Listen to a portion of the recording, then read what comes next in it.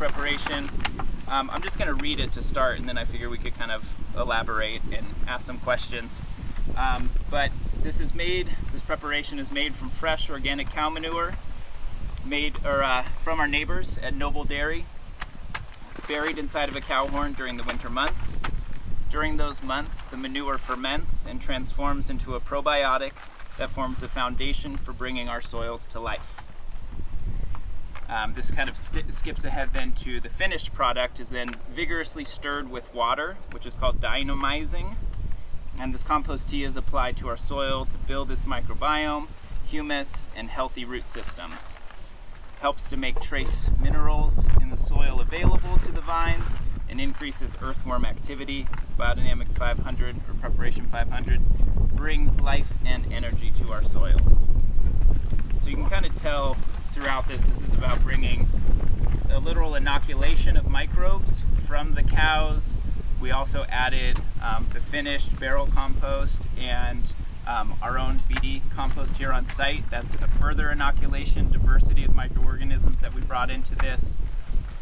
And we're bringing that really diverse microbial community into a form, into the shape of the cow horn, which, like I was saying, Steiner observed and characterized these horns as providing that shape to sort of channel this winter energy, if you will. You know, the reason why we choose to bury them over winter as opposed to any other time of the year is that over the course of the year, the seasons shift from summertime being what is thought of as sort of this out-breath, right? This push of life, plant growth, forming flowers and seeds and reproducing, and it's sort of the world, the earth breathing out, if you will.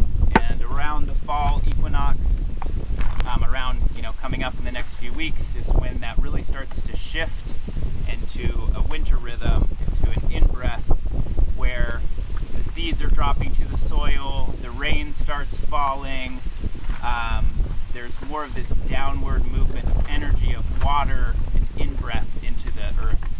And so we want this preparation, we set it up in a way where we're burying the horns in the earth over winter, such that movement from this sort of air and light and fire polarity transitions to this watery, earthy, wet, dank sort of winter rhythm, and to the opposite polarity.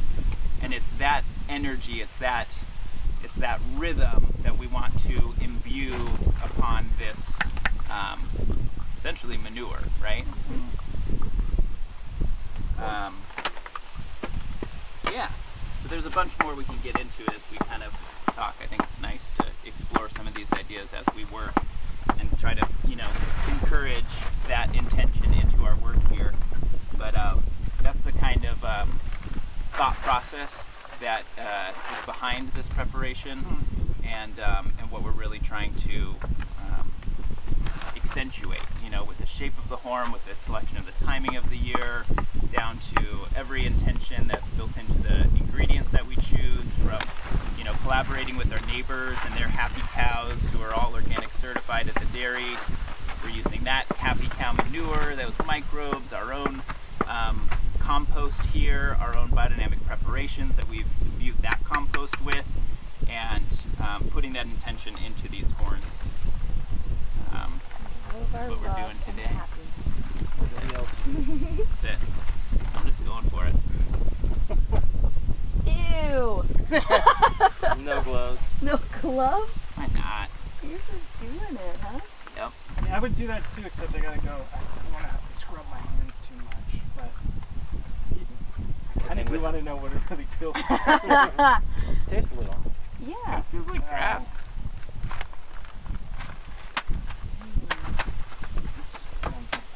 Unless you really want Giardia and I don't know what else. Yeah. Yeah. Giardia, lamb breathing. I'm gonna wash my hands real well. No, yeah.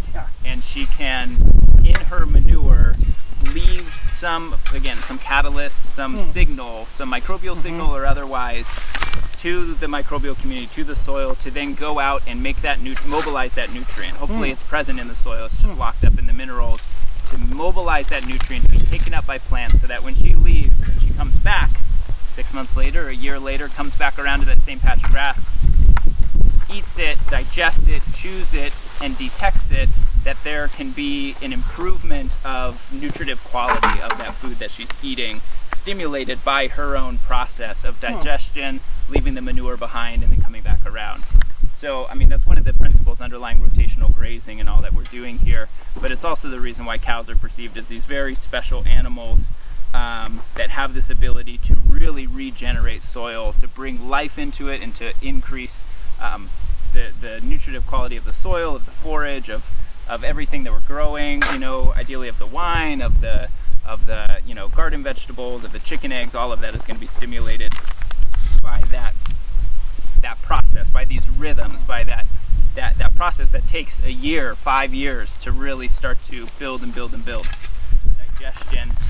There is one of the reasons why cows and worms, and then I've also heard bees lumped into this, skin that has lignified, it's not the right word, but hardened. Keratinized? Yeah, keratinized, thank you. Yeah. But the inside, the hollow part, is essentially this horn-shaped, spiral-shaped group of tissue that's got blood vessels and nerves and all kinds of and pores, and this ability to exchange between the cow's external environment and her internal environment, which is very important when you think about the digestion of a ruminant. And so the cow as a ruminant, and specifically a lactating female cow, is what is of particular interest for this